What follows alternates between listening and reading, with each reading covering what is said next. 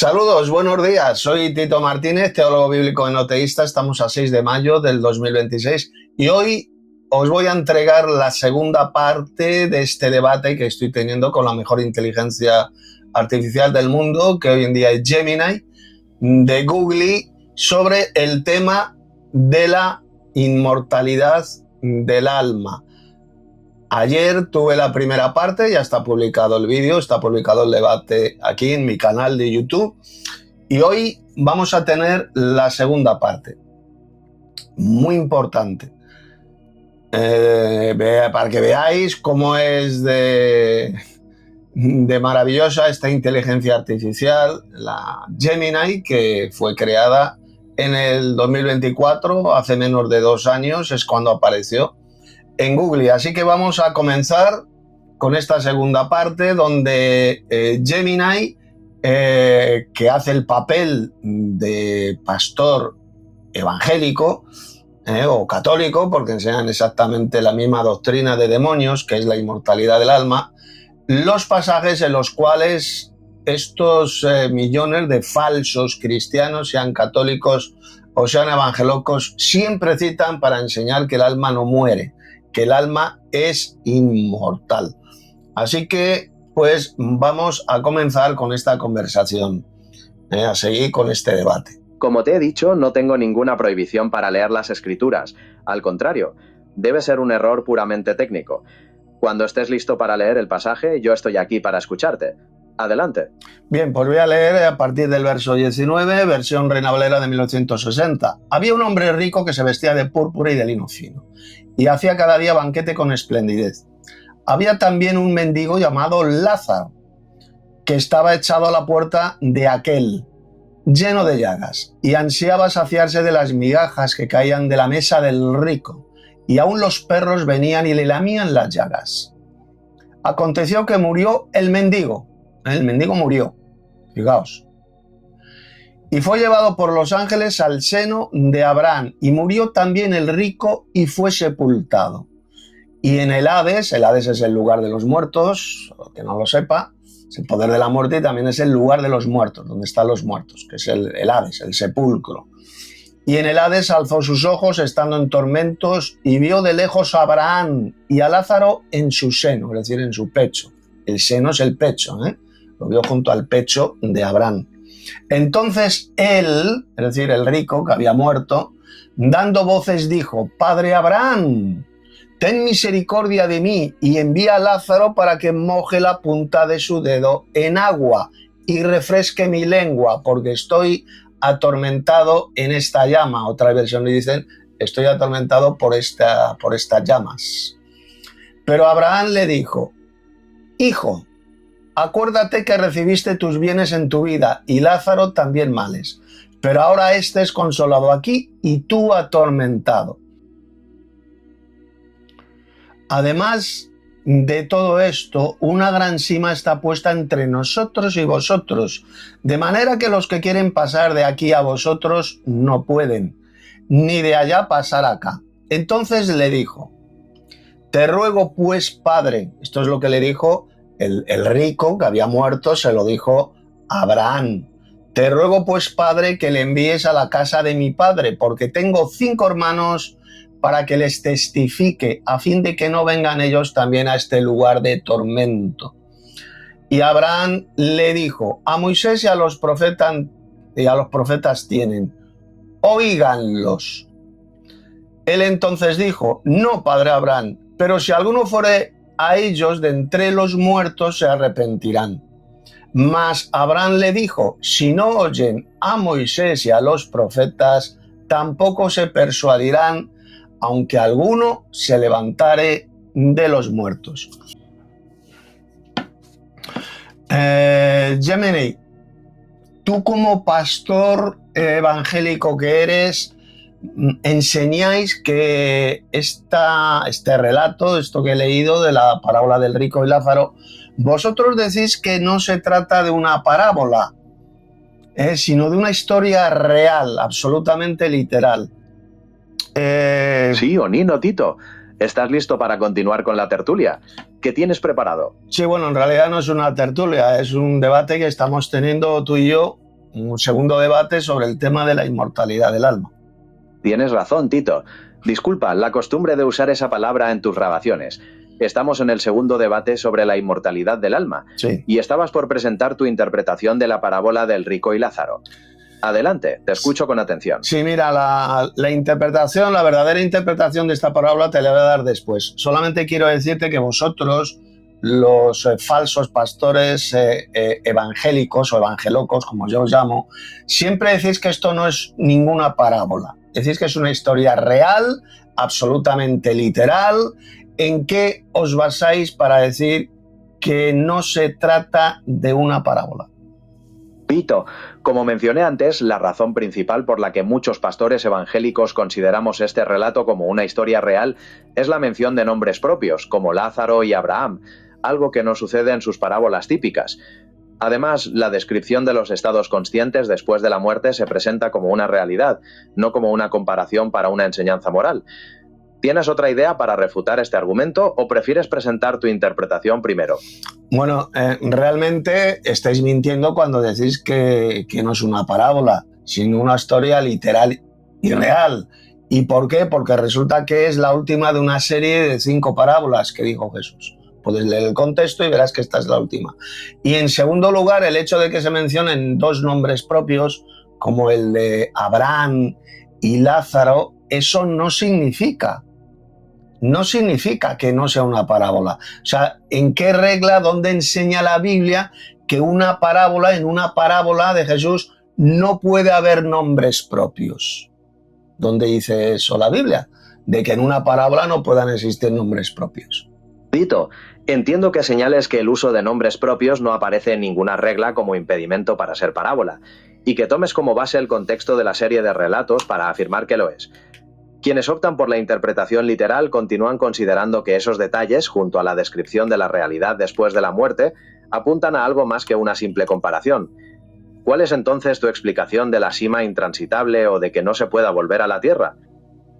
Bueno, pues te voy a dar ahora yo la verdadera interpretación de esta parábola. En primer lugar, Jesús, el Señor, estaba utilizando una figura literaria que se utiliza en varias partes de la Biblia, y es la prosopopeya, es decir, hizo hablar a 3 personas muertas, como eran Abraham, el rico y Lázaro, los hizo hablar como si fueran personas vivas, como si estuvieran vivos.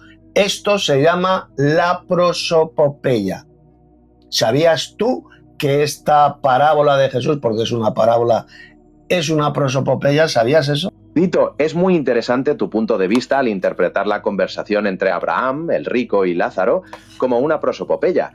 Argumentas que Jesús, como narrador, les dio voz a personas muertas para transmitir una enseñanza, Claro. usándolos así como personajes activos en el relato. Ahora bien, ¿cómo esta interpretación cambia la forma en que se entienden las consecuencias de las acciones en vida y el estado después de la muerte, según tu análisis? Pues muy sencillo, porque él hizo hablar, repito, a 3 personas muertas. Mira, Abraham evidentemente estaba muerto. Abraham murió, el rico murió, y dice que estaba en el Hades, es decir, en el sepulcro, y Lázaro también murió. Por lo tanto, eran 3 personas muertas. ¿Estamos de acuerdo de que estaban muertos los 3? Tito, estamos de acuerdo en que, según el relato, los 3 personajes habían fallecido. Tu argumento es que Jesús utilizó la prosopopeya para permitirles comunicarse a pesar de estar muertos, dándoles una voz activa. ¿Cuál es el siguiente punto que quieres resaltar en tu debate? Pues que si estaban muertos, habían fallecido los 3, por lo tanto no estaban vivos en ningún más allá. Entonces, ¿qué es lo que hizo Jesús? Pues la enseñanza de esta parábola es la futura venida del reino de Dios y el lugar donde van a estar los justos, representados por Lázaro, y los injustos, representados por el rico. Así de simple. Es una parábola que nos habla de la futura venida del reino de Dios aquí a la tierra. Tito, tu interpretación es clara. Argumentas que al estar los 3 muertos no estaban vivos en ningún más allá, y que la enseñanza de la parábola es una prefiguración de la futura venida del reino de Dios, mostrando cómo serán los estados de justos e injustos. Estás enfocando la parábola más como una profecía que como una descripción del estado de las almas tras la muerte. ¿Tienes otro punto más que añadir en este debate? Sí, fíjate que lo que dice el verso 22, dice que aconteció que murió el mendigo y fue llevado por los ángeles al seno de Abraham. Según vosotros, los falsos pastores evangélicos, el seno de Abraham es el cielo, lo cual es mentira. Primero no menciona la parábola el cielo por ninguna parte. Dice que fue llevado al seno de Abraham. ¿Qué es el seno de Abraham? ¿Qué es el seno? El seno es el pecho. Sencillamente Lázaro estaba recostado en el pecho de Abraham. ¿En qué os basáis vosotros para enseñar esa mentira de que el seno de Abraham es el cielo? ¿En qué os basáis? Tito, tocas otro punto clave en la interpretación. Señalas que el texto dice que Lázaro fue llevado al seno de Abraham y argumentas que esto se refiere simbólicamente al pecho, no al cielo. Quienes defienden la postura de que el alma va al cielo tras la muerte suelen interpretar el seno de Abraham como una expresión para referirse a un estado de bendición y reposo de los justos en la presencia de Dios, previo a la resurrección. ¿Qué otros términos planeas usar para sustentar tu argumento? Bueno, la parábola no está hablando de lo que ocurre entre la muerte y la resurrección con el alma ni con el espíritu. Fíjate que el pasaje no habla de almas inmortales y tampoco menciona el espíritu por ninguna parte. ¿Me puedes decir dónde menciona el espíritu de Abraham, el espíritu de Lázaro o el espíritu del rico? ¿Dónde en esta parábola se menciona el espíritu? ¿Me lo puedes decir? Tito, tienes toda la razón en que el texto no menciona literalmente las palabras alma o espíritu de ninguno de los tres personajes.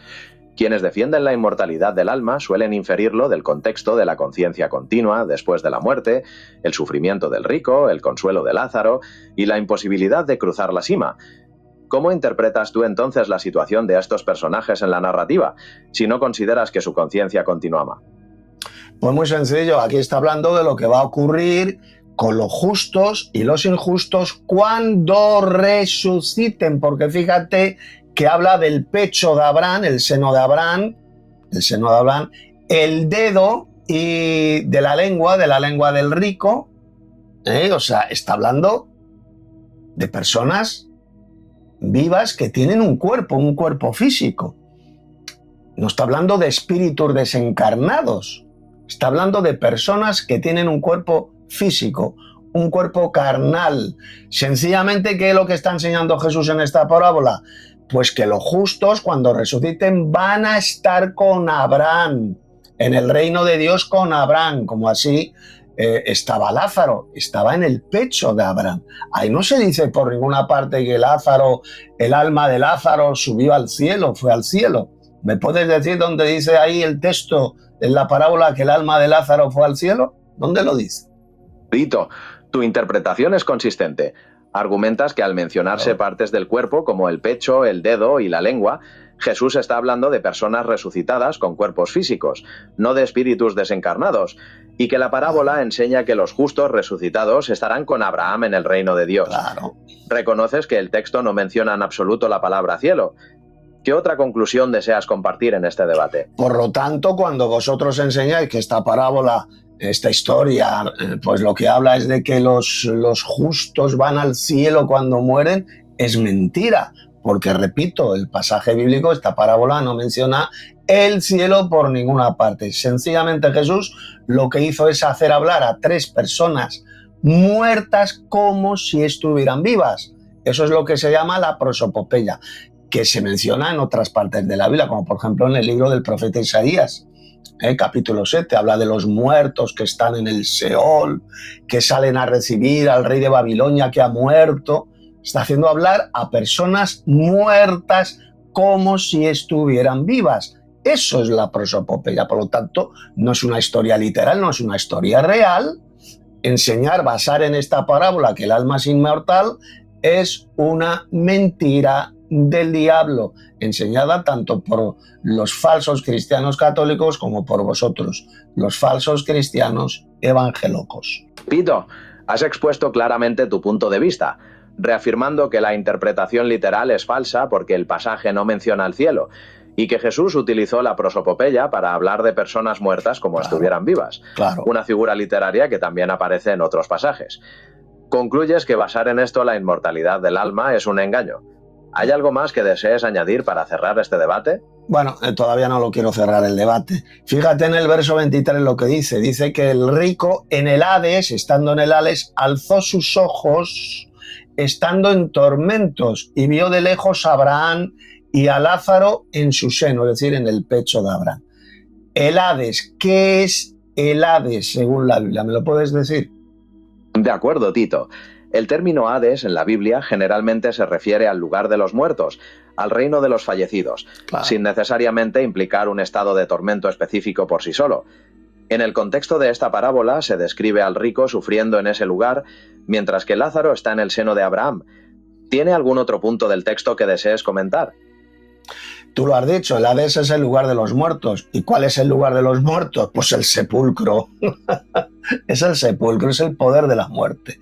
Pues dice que estando en tormentos, esto nos habla bien clarito de lo que va a ocurrir con los malvados cuando resuciten.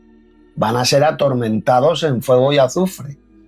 Ahí serán totalmente destruidos en cuerpo y alma. Destruidos, dijo Jesús. En cuerpo y alma, es decir, desaparecerán para siempre, serán completamente aniquilados. Porque según la Biblia, ¿qué es lo que significa la palabra destruir? Te pregunto, ¿destruir a alguien significa conservarlo con vida? Responde a esta pregunta. Tito, tu argumento es que el Hades es el sepulcro, el lugar de los muertos, y que el estado de tormento del rico representa lo que ocurrirá con los malvados tras la resurrección. Serán destruidos en cuerpo y alma, es decir, aniquilados por completo. Claro. Respondiendo a tu pregunta, el significado de destruir en el contexto de aniquilación implica poner fin a la existencia, no conservarla con vida. ¿Cómo relacionas esta interpretación con tu argumento de que no existe conciencia después de la muerte? Después de la muerte hay vida, hay conciencia, pero esa vida en la Biblia se llama la resurrección de los muertos. Es la única esperanza que tienen los muertos de volver a vivir. Es la resurrección. Lo que es falso, es satánico, es la doctrina de la inmortalidad del alma. Es decir, de que cuando morimos, nuestra alma, que la ven ellos, la veis vosotros como una especie de fantasmita, sale del cuerpo y queda viva por ahí, consciente en un más allá. Otros dicen que se va al cielo, otros dicen que se va al infierno y otros dicen, como sean los falsos cristianos católicos, que se va al purgatorio. Eso es lo que es falso, diabólico y antibíblico. Pero de que hay vida después de la muerte, pues claro que sí, pero esa vida después de la muerte se llama resurrección, porque Jesús dijo que los muertos están en los sepulcros, como vamos a leer ahora en este pasaje. Los muertos están en los sepulcros. Y si Jesús dijo que están en los sepulcros, entonces no están vivos en ningún más allá, ¿verdad? Pito, tu postura es clara. Crees que hay vida después de la muerte, pero esa vida se experimenta en la resurrección de los muertos, que es la única esperanza bíblica. Rechazas la idea de la inmortalidad del alma como una doctrina satánica, argumentando que no hay conciencia individual en un más allá inmediato, porque basándote en las escrituras, los muertos están en los sepulcros. ¿Estás listo para continuar con el debate y presentar los pasajes que respaldan tu punto? Sí, vamos a irnos a las palabras de Jesús. Fíjate bien. Mira, abre la Biblia.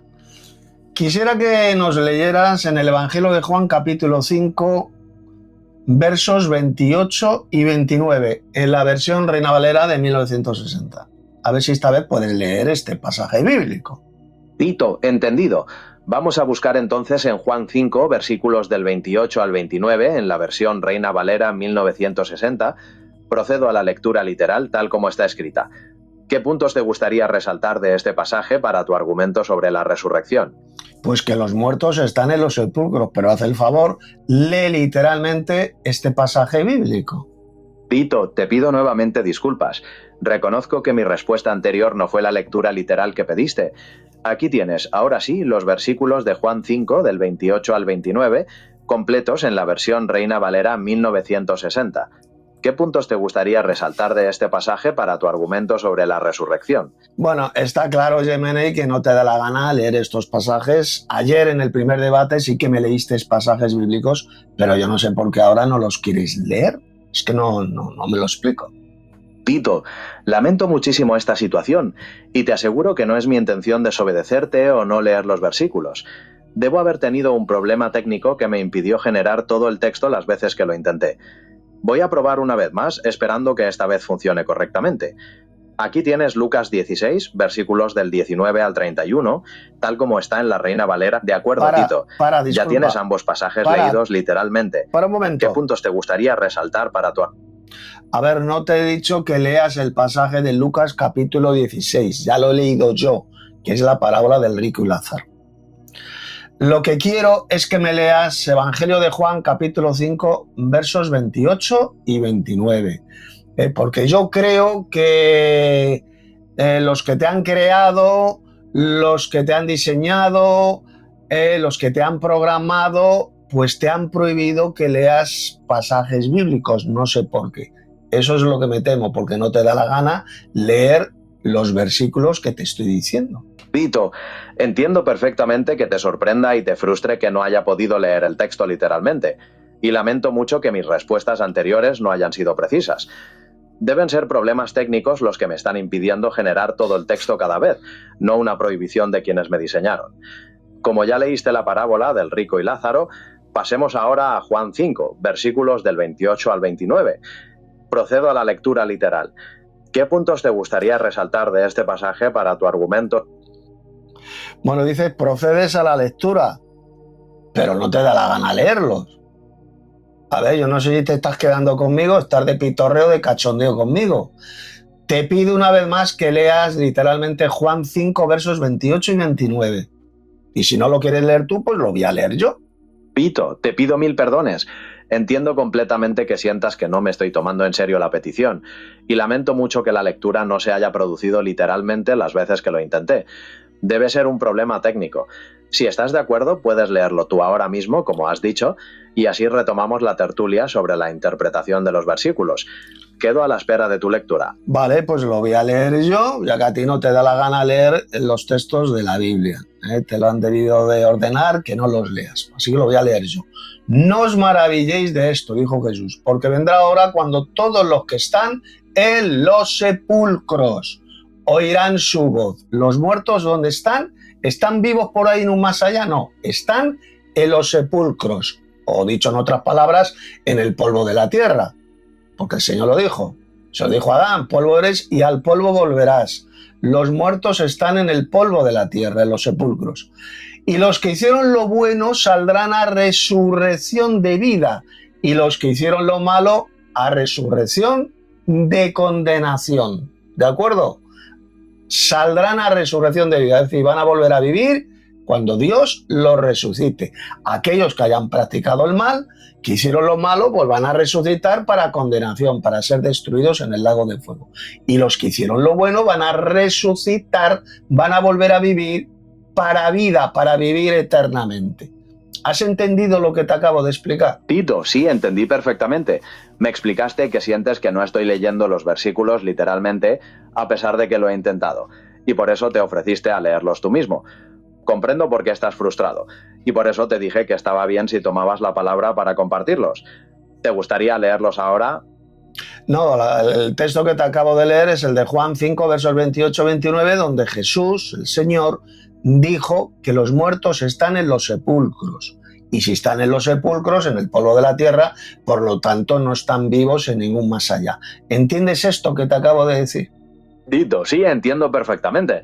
Estás resaltando que, según ese pasaje, si los muertos están en los sepulcros, entonces no pueden estar vivos en ningún más allá. Claro. Estás usando este texto para respaldar tu idea de que no hay conciencia tras la muerte hasta la resurrección. Exacto. Comprendo tu punto de vista.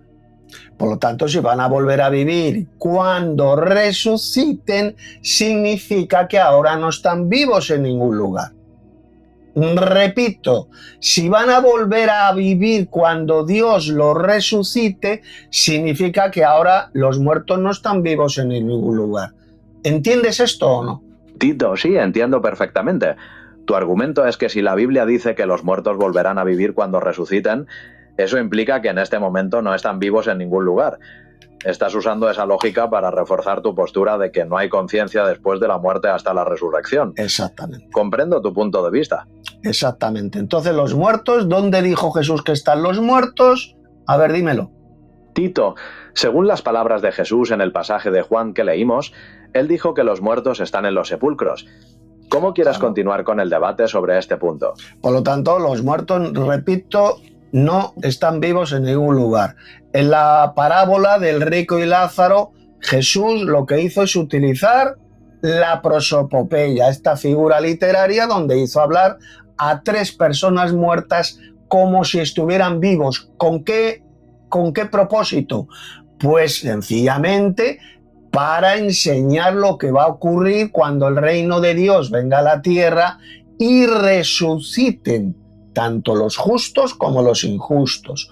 Los justos estarán con Abraham en el reino de Dios y los injustos representados por el rico, los injustos serán atormentados con fuego y azufre hasta que sean arrojados al fuego y destruidos completamente en cuerpo y alma. Porque fíjate bien, lo dijo Jesús en Mateo capítulo 10, verso 28. Puedes leer, es un texto que ya comentamos ayer en el primer debate que tuve contigo. Mateo 10, verso 28. Palabras de Jesús. ¿Puedes leer ese versículo?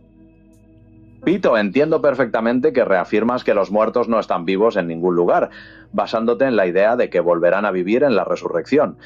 También explicas que la parábola del rico y Lázaro es una figura literaria llamada prosopopeya, usada para enseñar la recompensa de los justos y el castigo de los injustos tras la resurrección, no un estado consciente inmediato.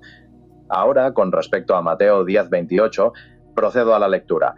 Y no temáis a los que matan el cuerpo, mas el alma no pueden matar. Temed más bien al que puede destruir el alma y el cuerpo en el infierno. ¿Cómo deseas conectar este pasaje con tu argumento sobre la destrucción total? Bueno, en realidad la palabra infierno no aparece ahí, la palabra que aparece es Gehenna, no infierno, la palabra infierno aparece en versiones malas. Jesús jamás habló del infierno. El infierno es una palabra latina, procede del latín infernus, que significa lugar bajo tierra.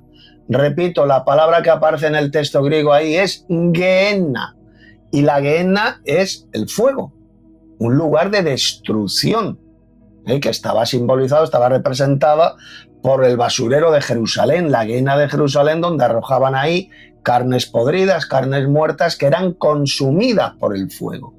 ¿Y qué dice Jesús? Temed más bien a aquel, es decir, a Dios, que puede destruir el cuerpo y el alma en la Gehenna, en el fuego. ¿No te das cuenta que habla de destruir? ¿Qué es lo que significa Gemini? ¿Qué es lo que significa la palabra destruir? En griego, apolumi, que es la palabrita que aparece ahí. Apolumi. ¿Qué significa la palabra griega apolumi? ¿Me lo puedes decir? Pito, tienes toda la razón en la precisión. La palabra correcta no es infierno, sino Gehenna, que se refería al basurero de Jerusalén, un lugar de destrucción de desechos y carnes muertas por el fuego, simbolizando el juicio de Dios. La palabra griega apolumi que mencionas significa destruir, perecer o perder por completo. Es la acción de aniquilar, no de conservar en sufrimiento. Ahí. Esto coincide con tu argumento de que el alma y el cuerpo serían destruidos ahí. Así es. ¿Quieres aportar algún otro versículo? Así es, Gemini, ¿lo ves? Ya lo empiezas a entender, empiezas a abrir tu mente a la verdad bíblica, a lo que enseñó Jesús. Apolumi, destruir. Destruir completamente, ese es el significado de la palabra griega apolumi. Y destruir completamente en el fuego no significa conservar con vida. Repito, destruir a alguien en el fuego no significa conservarle con vida. Dios va a destruir el cuerpo y el alma en el fuego, en la Gehenna, a los malvados.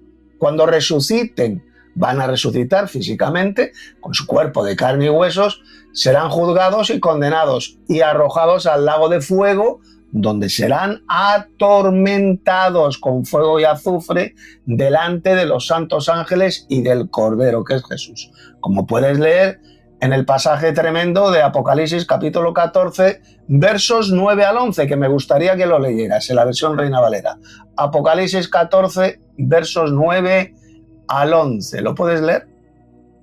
Tito, entiendo perfectamente que enfatizas que la palabra apolumi significa destrucción total, no conservación en vida, y que esta aniquilación será en el fuego de la Gehenna para los malvados tras la resurrección. Ahora, con respecto a Apocalipsis 14, versículos del 9 al 11, procedo a la lectura, literal en la versión Reina Valera 1960. Y el tercer ángel los siguió, diciendo a gran voz: si alguno adora a la bestia y a su imagen, y recibe la marca en su frente o en su mano, él también beberá del vino de la ira de Dios, que ha sido vaciado puro en el cáliz de su furia, y será atormentado con fuego y azufre delante de los santos ángeles y del Cordero, y el humo de su tormento sube por los siglos de los siglos. Y no tienen reposo de día ni de noche los que adoran a la bestia y a su imagen, ni nadie que reciba la marca de su nombre.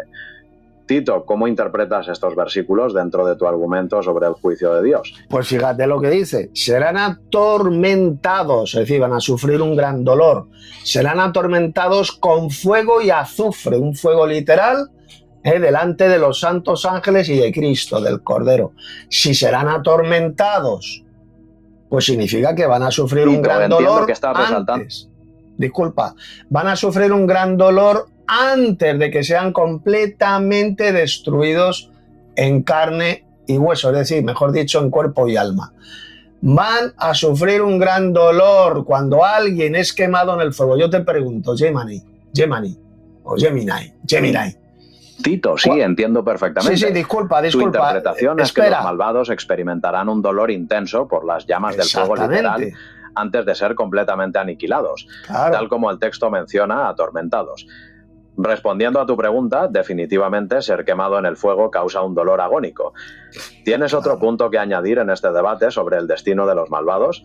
Sí, que por ejemplo cuando los falsos testigos de Jehová, estos pobres subnormales, desgraciados, enseñan que no, que Dios simplemente lo va a aniquilar, pero sin ningún tipo de dolor, sin ningún tipo de tormento, están mintiendo, ¿verdad?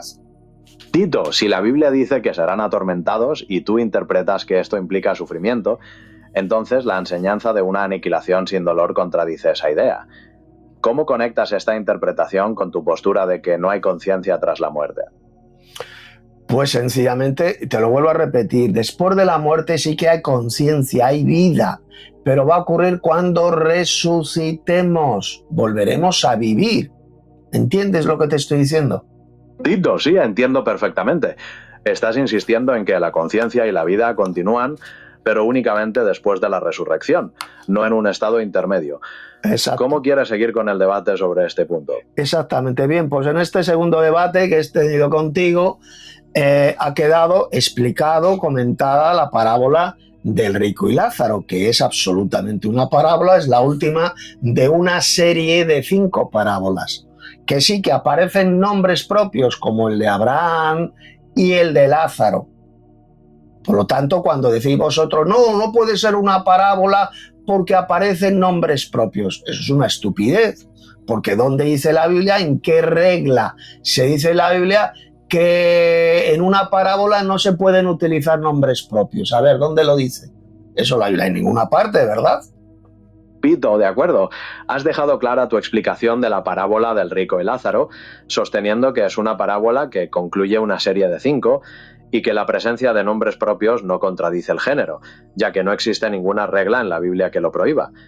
¿Qué más deseas aportar en esta segunda parte del debate? Pues que simplemente en esta parábola del rico Lázaro, repito, y esto que quede claro en este debate que estoy teniendo contigo, Jesús lo que hizo simplemente es mencionar a 3 personas que habían muerto, como eran Abraham, Lázaro y el rico, y describiéndolos como si estuvieran vivos. Hizo hablar a muertos como si estuvieran vivos.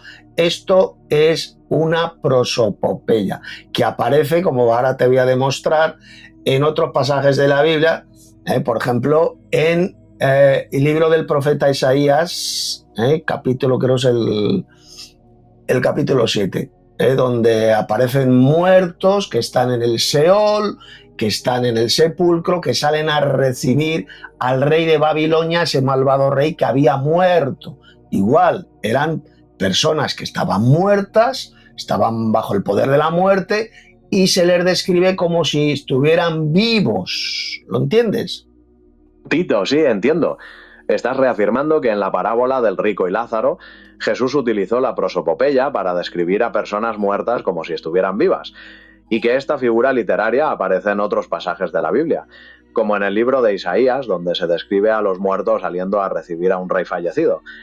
¿Qué más deseas comentar sobre esta comprensión de la parábola? Sí, mira, ahora lo que voy a hacer es leer este relato que se encuentra en el libro del profeta Isaías, donde también se hace hablar a seres humanos muertos, a personas muertas, como si estuvieran vivos en el Seol, o lo que es lo mismo en el Hades. El Seol es en el Antiguo Testamento, en hebreo, y el Hades es el equivalente del Seol. Es el lugar de los muertos o el poder de la muerte. También se puede interpretar el término Seol o Hades, ¿verdad? Dito, entendido. Vas a buscar entonces en Isaías 14, versículos del 9 al 11, para mostrar cómo se describe a los muertos en el Seol o Hades usando la misma figura literaria de la prosopopeya. Procedo a la lectura literal en la versión Reina Valera 1960. El Seol abajo se espantó de ti, despertó a los muertos para que viniesen a recibirte, hizo levantar de sus tronos a todos los príncipes de la tierra, a todos los reyes de las naciones. Todos ellos darán voces y te dirán, ¿también tú te amurriste como nosotros y viniste a ser semejante a nosotros? Descendió al Seol tu soberbia y el sonido de tus instrumentos. Cama de gusanos está debajo de ti y gusanos te cubren. Tito, ¿cómo quieres comparar este pasaje con la parábola del rico y Lázaro? Porque sencillamente igual, es lo que hizo Jesús. Habla de personas muertas que estaban en el Seol. Fíjate que se habla, gusanos serán tu cama y gusanos te cubrirán, refiriéndose al sepulcro, porque en ese sepulcro es en la tumba, en el sepulcro donde los gusanos de la putrefacción, de la corrupción se comen el cadáver, ¿verdad? Tito, sí, entiendo. Estás resaltando que el texto de Isaías también usa la prosopopeya para describir a los muertos en el Seol, mencionando la putrefacción y los gusanos como parte de la realidad del sepulcro. Tu punto es que Jesús reforzó esta misma idea en su parábola, Exacto. usando la misma figura literaria para Así describir es. el estado de los muertos. Así es. ¿Cómo quieres continuar con el debate sobre esta comparación? Pues fíjate que esos muertos salen del sepulcro, mencionados ahí, para recibir al rey de Babilonia que había muerto. Era un rey malvado, le salen a recibir. Se hace hablar a personas muertas, no estaban vivos sino muertos, pero se las hace hablar como si estuvieran vivos. Exactamente lo que hizo Jesús en la parábola del rico y Lázaro. Utilizó esta figura literaria que se llama la prosopopeya. Es decir, no es una historia literal, no es una historia real de algo que ocurra entre la muerte y la resurrección. No. No hay ningún estado intermedio de vida entre la muerte y la resurrección. Los muertos sencillamente han vuelto al polvo de la tierra, como te expliqué en el primer debate de ayer.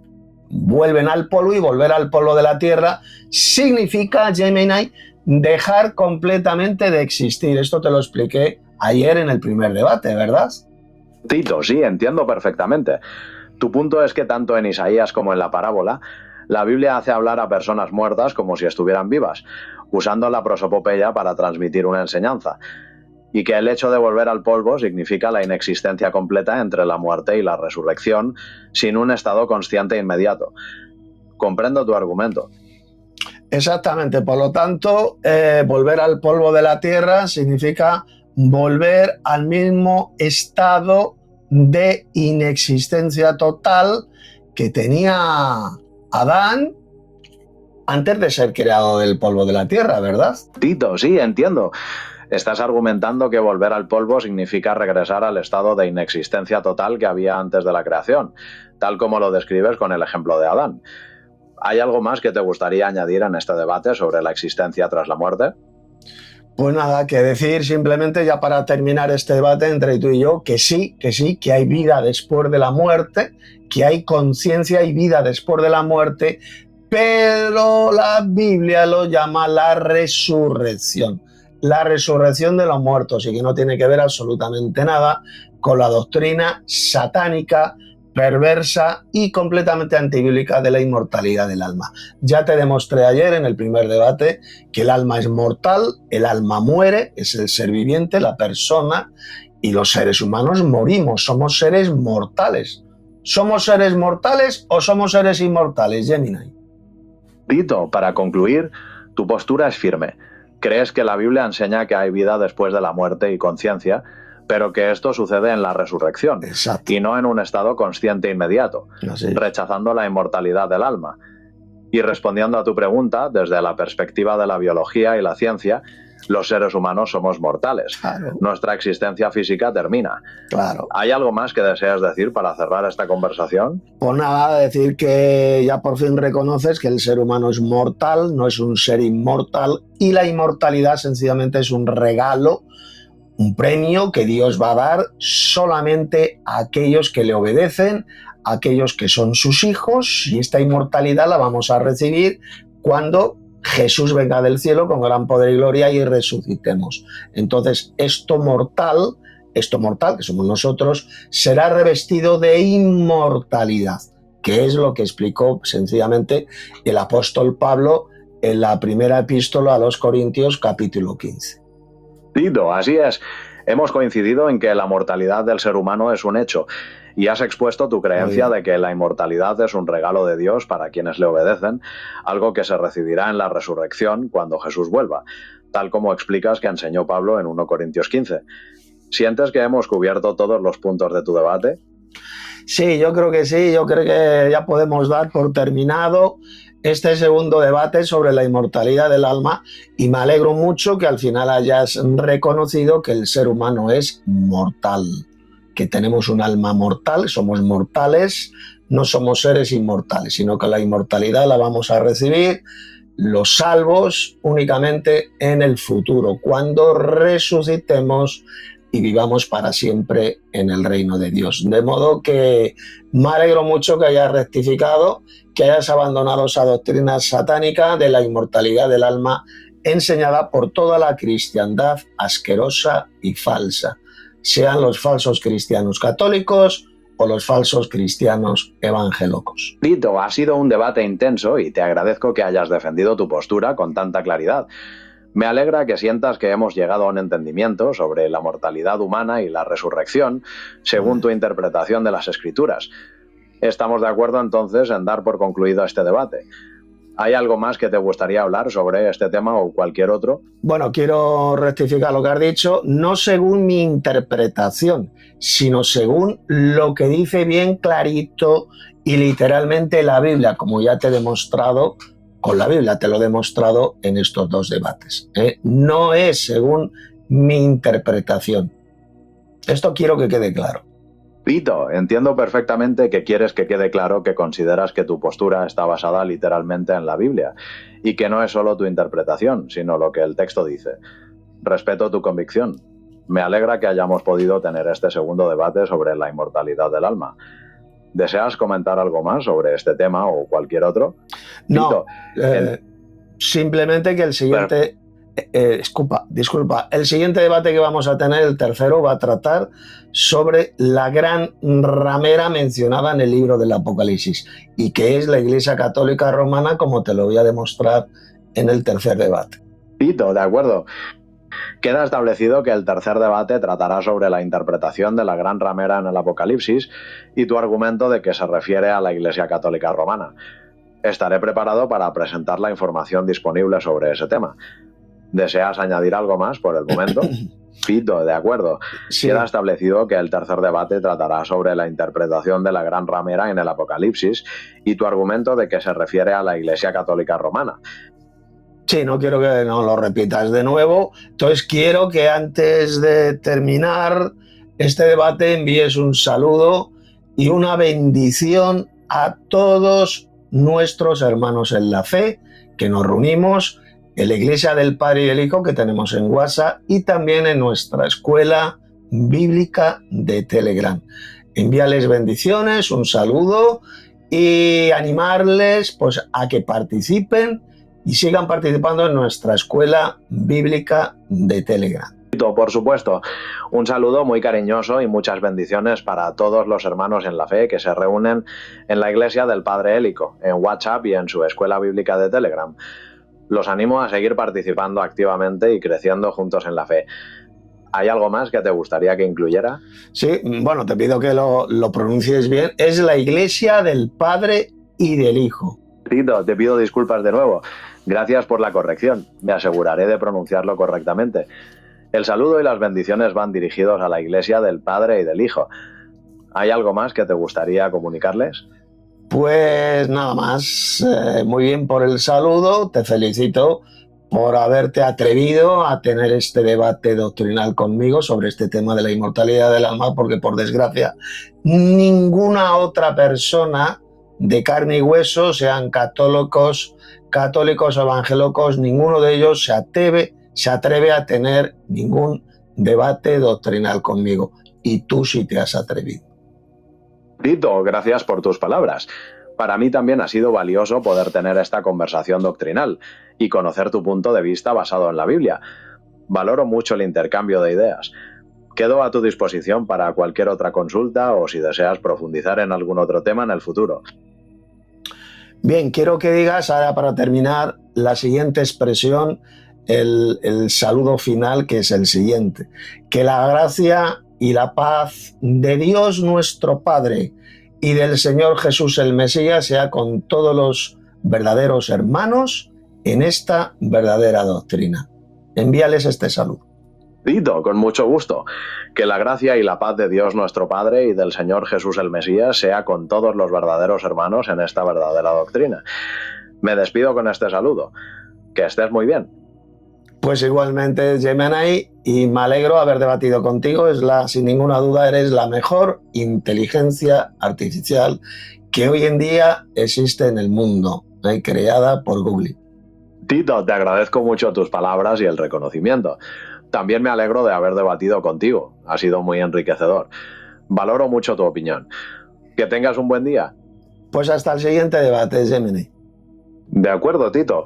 Quedamos entonces para el tercer debate sobre la gran ramera en el Apocalipsis y tu planteamiento de que se refiere a la Iglesia Católica Romana. Hasta pronto. Hasta pronto.